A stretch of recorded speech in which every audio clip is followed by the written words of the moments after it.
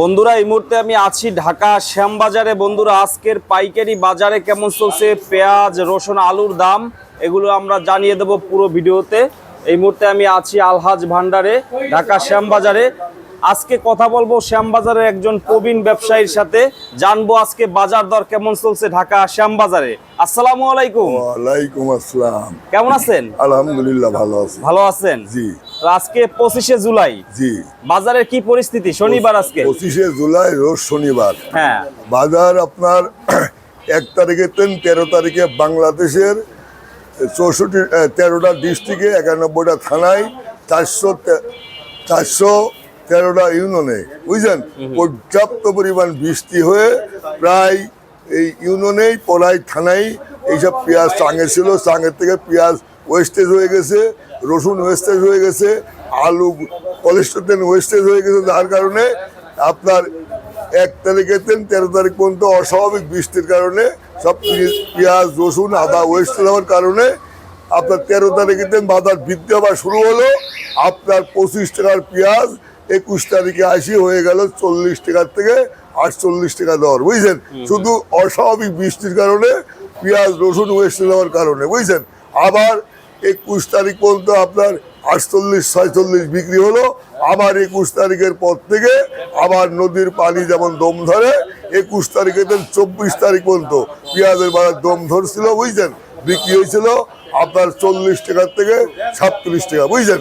কিন্তু আজকে আবার এই যে বাজার বাড়া শুরু হলো, আমার মনে করেন শিগগিরই, বুঝছেন, শিগগিরই আপনার এই পেঁয়াজের বাজার আবার 42 টাকা 43 টাকা হয়ে যাবে, নিচে 40 টাকা থাকবে, বুঝছেন। আজকে কত? আজকের নিচে 36 টাকা, উপরে 41 টাকা পেঁয়াজের বাজার। আর রসুনের বাজার নিচে 40 টাকা, উপরে 70 টাকা। আর আলুর বাজার, এক ধরনের আলু শ্যামবাজারে আমদানি হয়েছে, সে আলু কড়াইয়ের মধ্যে দিলে পানি ছেড়ে দেয়, বুঝছেন। সেই আলুটা দাম একদম কম, 12 টাকা কেজি। আর যেগুলি খাবার উপযোগী এবং মশলা আকারে ব্যবহার হয় সেইগুলা 17 টাকার থেকে 20 টাকা করে, বুঝছেন, আলু বিক্রি হচ্ছে আজকের বাজার। তো এখন বর্তমানে হাটের বাজারে তো দাম আস্তে আস্তে বাড়তেছে, সামনে কি হইতে পারে? এটা পেঁয়াজের বাজারটা হচ্ছে ভাল্লুকের জ্বরের মতো, বুঝছেন। 2 ঘন্টা পর পর বাজার আপ ডাউন করে। আর বাজারে ওই যে অস্বাভাবিক বৃষ্টির জন্য যে পেঁয়াজ ওয়েস্টেজ হয়ে গেছে, রসুন ওয়েস্টেজ হয়ে গেছে এবং আলু ওয়েস্টেজ হয়ে গেছে, তারই ধারাবাহিকতায় কিছুদিন পেঁয়াজের দাম 40-45 টাকা থাকবে, বুঝছেন। অন্তত 2 মাস এরকম দাম থাকবে। এরপরে বাড়তে পারে 38-45 টাকার মধ্যে 2 মাস পেঁয়াজের বাজার থাকবে, আমার একটা আনুমানিক ধারণা, বুঝছেন। তবে এই পেঁয়াজের বাজার, এই যেগুলা আমরা দরদাম বলতে, পেঁয়াজ, রসুন, আদা, আলু, বুঝছেন, কাঁচামরিচ, এই যে আরো পেঁপে, শসা মশা, এইগুলো আমাদের একের মূল কৃষক যারা আমাদের দেশি বাংলাদেশের নাগরিক, তারা উৎপাদন করে বাজারে আমদানি করে, ন্যায্য মূল্য পায় না। অথচ বুঝছেন অতীতের মজুতদারি ব্যবসার মতো, অতীতের ব্রিটিশ আমলের মজুতদারি ব্যবসার মতো অতীতের সরকার 18টা কোম্পানি এমন একটা সিস্টেম করে দিয়ে গেছে, বুঝছেন।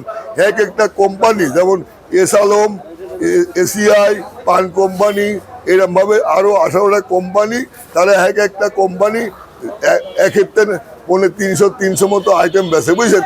চেনাচুরের তেল শুরু করে ময়দা পর্যন্ত, এবং কোনো কোম্পানি বাদাম ভাজার তেল শুরু করে আপনার ভারী অনেক মালপত্র বেছে, বুঝছেন।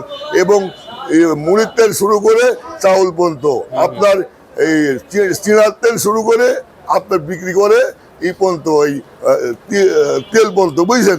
প্রত্যেকটা 18টা কোম্পানির হাতে বর্তমান দ্রব্যমূল্যের বাজার, তারাই বাজারটা নিয়ন্ত্রণ করে, বুঝছেন। আজকে দেখেন দেশের এমন এক ভয়াবহ অবস্থা, এই 18টা কোম্পানি ব্রিটিশ আমলের মজুতদারি ব্যবসা করতেছে, তারাই বাজারটা নিয়ন্ত্রণ করতেছে। তারা ব্যাংকে যায়, এক থেকে 200 কোটি টাকা লোন তুলতেছে, 100 কোটি টাকা লোন তুলি, তারা হাটে যায় ধান কিনে গোডাউন জাত করে আস্তে আস্তে চাল বিক্রি করতেছে, বুঝছেন, বাজার বিক্রি বেশি করে নিয়ে। এবং 100 কোটি টাকা লোন তুলে হাটে যায় গম কিনতেছে, ভুট্টা কিনতেছে, কিনে গোডাউন জাত করতেছে, আস্তে আস্তে বিক্রি করতেছে, বুঝছেন। 100 কোটি টাকা লোন তুলে তারা আপনার সরিষা কিনতেছে, আরো বিভিন্ন জাতের পণ্য কিনে তারা গোডাউন জাত করে, প্রক্রিয়াজাত করে সারা বছর টুকটাক করে বেচতেছে, বুঝছেন। অথচ এই যে 10 লক্ষ ফ্যামিলি বাদাম ভাজা বেশি সংসার চলতো, তারা আজ অচল। এই বাদাম ভাজা কোম্পানির আন্ডারে চলে গেছে, বুঝছেন। 10 লক্ষ ফ্যামিলি চিড়া ভাজি বিক্রি করতো, তারা শেষ, বুঝছেন। চিড়া বিক্রি করতেছে কোম্পানিরা। 10 লক্ষ ফ্যামিলি মুড়ি ভাজি বিক্রি করতো, ক্ষুদ্র ব্যবসায়িক, তারা শেষ, বুঝছেন। ক্ষুদ্র ব্যবসায়িক বলতে এই দেশে কিছু নাই, সব 18টা কোম্পানির হাতে মজুদদারি ব্যবসা মধ্যে চলে গেছে। এইসব জায়গায় তদারকি করতে হবে, এইসব জায়গায় গোডাউন তদারকি করতে হবে। এইসব জায়গায় দাম যে হাফ কেজি সাবানের গুঁড়ো নেয় 90 টাকা, একটা সাবান নেয় 60 টাকা, 90 টাকা, বুঝছেন। এই কাঠকাটার দাম বেশি, সব কিছুর দাম বেশি। শুধুমাত্র আমার বাংলাদেশে বাঙালিরা যেসব পণ্য উৎপাদন করে বাজারে আমদানি করে, এইসব পণ্যের দাম নাই। আর বহির্বিশ্বতে যত পণ্য আসে, বুঝছেন, এবং এই 18টা কোম্পানি যেসব পণ্য উৎপাদন করে, বুঝছেন, তাদের মিলে, তাদের ফ্যাক্টরি, এইগুলির দাম আকাশ ছোঁয়া। অথচ বাঙালি যারা কৃষক, 1,23 লক্ষ কৃষক, এরা যেসব পণ্য উৎপাদন করে, এগুলি ন্যায্য মূল্য পায় না, বুঝছেন। আজকে ক্ষুদ্র ব্যবসায়িক এই বাংলাতে শেষ হয়ে গেছে। ক্ষুদ্র ব্যবসায়িক লোন তুলতে গেলে 2 মাসে লোন পায় না, বুঝছেন। ক্ষুদ্র কৃষক, যারা কৃষক, তারা লোন তুলতে গেলে 3 মাসেও লোন পায় না, বুঝছেন। অথচ 18টা কোম্পানি হাজার হাজার কোটি টাকা লোন তুলি এই ক্ষুদ্র ব্যবসায়ীদের ব্লান করে দিয়েছে এবং কৃষকদের ব্লান করে দিয়েছে, বুঝছেন। এই বাংলাদেশে বাঙালিরা যারা বাংলাদেশি নাগরিক, তারা যেসব পণ্য উৎপাদন করে, এইসব জিনিসের ন্যায্য মূল্য নাই। অথচ 18টা কোম্পানি যেসব জিনিস উৎপাদন করে, সেইগুলির দাম আকাশ ছোঁয়া। এবং বহির্বিশ্বতে যেসব জিনিস আসে, এইগুলির দাম আকাশ ছোঁয়া, বুঝছেন। তেলের দাম আকাশ ছোঁয়া, সারের দাম আকাশ ছোঁয়া। আপনার 3টা 4টা ইউরিয়া ফ্যাক্টরি, তার 3টাই বন্ধ হয়ে গেছে বাংলাদেশে, বুঝছেন।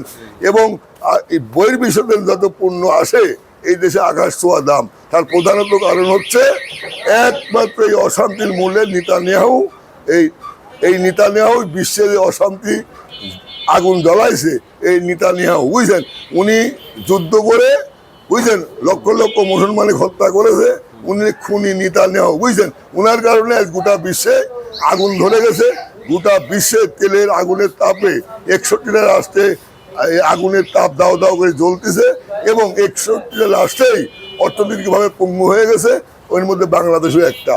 আজ যদি মধ্যপ্রাচ্যের যুদ্ধ থেমে যায়, তাহলে বাংলাদেশের যে প্রধানমন্ত্রী হয়েছে মাননীয় তারেক জিয়া, উনি যখন ক্ষমতায় এসেছিল 19 কোটি লোক বুক ভরে নিঃশ্বাস নিতেছিল, বুঝছেন। কিন্তু মধ্যপ্রাচ্যের যুদ্ধের কারণে আজকে বুক ভরে নিঃশ্বাস নিতে পারতেছে না। কারণ মধ্যপ্রাচ্যের থেকে যেসব কাঁচামাল এই দেশে আসবে, এইসব সব জাহাজ বন্ধ। আপনার হরমুজ সাগরে জাহাজ বন্ধ থাকার কারণে 185টা পণ্যের দাম এদেশে বেড়ে গেছে, বুঝছেন। একমাত্র তেলের দাম বাড়ার কারণে 185টা পণ্যের দাম আকাশ ছোঁয়া হয়ে গেছে, বুঝছেন। যদি যুদ্ধ বন্ধ হয়, তাহলে তেলের দাম কমবে, সারের দাম কমবে, বিষের দাম কমবে, দেশের চালিকা শক্তি চালু হবে, বেকার যুবকেরা চাকরি পাবে, কৃষকেরা বুক ভরি ফসল ফলাতে পারবে, বুঝছেন। এই ফসল ফলা কৃষি বিপ্লব ঘটা বহির্বিশ্বে রপ্তানি করতে পারবে, বুঝছেন। তাহলে কৃষকের মুখে যদি গেলে উৎপাদন করে ফসলের ন্যায্য মূল্য পায়, কৃষকের মুখে হাসি ফুটলে মাননীয় তারেক জিয়ার মুখে হাসি ফুটবে। দেশের উন্নয়ন হবে, জাতির উন্নয়ন হবে। এবং যদি মধ্যপ্রাচ্যের যুদ্ধ বন্ধ হয়, এদেশে বিভিন্ন খাতে বিনিয়োগ হবে, বিভিন্ন খাতে বিনিয়োগ হবে, বিভিন্ন খাতে বিনিয়োগ হবে, শিক্ষা খাতে, স্বাস্থ্য খাতে, সিএমবি খাতে, রেল খাতে কোটি কোটি ডলার বিনিয়োগ হবে। এদের বেকার ছেলেমেলে কর্ম পাবে, কর্মস্থলরা ফিরিয়ে আসবে এবং কৃষকেরা কম দামে সার বীজ ক্রয় করে বুক ভরে উৎপাদন করতে পারবে এবং এইসব কৃষি পণ্য উৎপাদন করে বিদেশে রপ্তানি করতে পারবে, বুঝছেন। তাহলে কৃষকের মুখে হাসি ফুটলে মাননীয় তারেক জিয়ার মুখেও হাসি ফুটবে এবং বিশ্ব দরবারে তারেক জিয়ার মুখ উজ্জ্বল হবে। সর্বশেষ জানতে চাচ্ছি যে বাজার কত দরকার আছে এখন বর্তমানে কৃষকের জন্য? আজকে যে 38 টাকার থেকে 41 টাকা পেঁয়াজের বাজার বললাম, এটা কৃষকের জন্য পারফেক্ট বাজার। কারণ 1 টাকা হোক, 2 টাকা হোক, 4 টাকা হোক কেজি প্রতি কৃষকের লাভবান, বুঝছেন।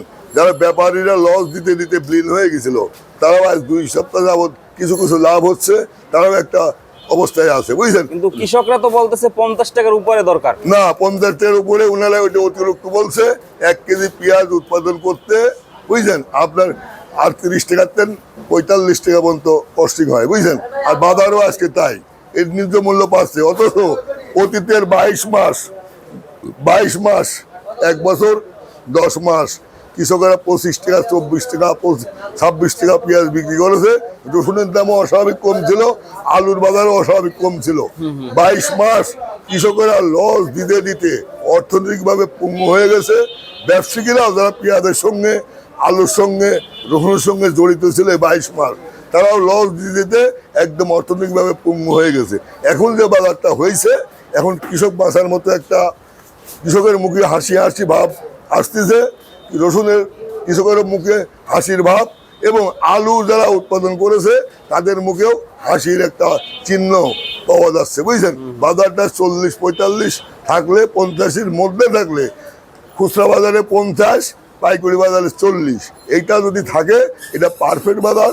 যারা ভোক্তা তাদের জন্য পারফেক্ট, যারা বিক্রেতা তাদের জন্য পারফেক্ট, যারা উৎপাদনকারী তাদের জন্য পারফেক্ট, বুঝছেন। থ্যাংক ইউ, অসংখ্য ধন্যবাদ আপনাকে। আপনাকেও অসংখ্য ধন্যবাদ। আজ 22 মাস আমাদের ইন্টারভিউ নিয়ে এই বস্তুনিষ্ঠ খবর 41টা রাষ্ট্রে পরিবেশন করার জন্য আপনাকে অনেক অনেক ধন্যবাদ। আপনাকে ধন্যবাদ। আসসালামু আলাইকুম। ওয়ালাইকুম আসসালাম।